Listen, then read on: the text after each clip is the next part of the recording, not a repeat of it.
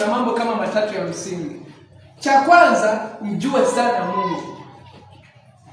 Maana yake ni nini? Jitahidi sana kumjua Mungu. Na kumjua Mungu maana yake nini? Tunategemea utaamini katika Utatu Mtakatifu wa Roho wa Mungu. Utaamini katika Mungu Baba, utaamini katika Mungu Mwana, na utaamini katika Mungu Roho Mtakatifu.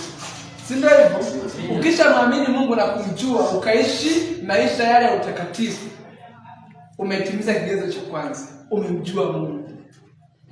Sasa ni ajabu, unakuta watu wengi tunapenda kujua mashetani, mapepo, majini. Yaani mtu yuko raza anapenda kusikia mastori ya majini, ya mapepo, ya mamizimu, mamithyuka, sijui mavitu gani, lakini hayuko tayari kusikia habari za Mungu. Hili inatakiwa kwanza tumjue sana Mungu. Tukishamjua Mungu, kuna kitu kinachofuata hapo.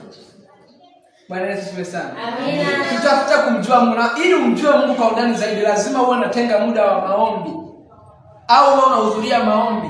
Lazima umtolee Mungu sadaka pale unapokuwa umefanikiwa. Lazima pia uje kumfanyia Mungu ibada, umwabudu Mungu.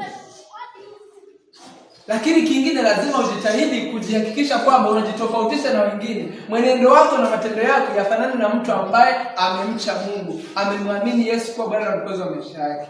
Ukishayashika hayo, tunasema tayari wewe umeanza kumjua Mungu. Unamtii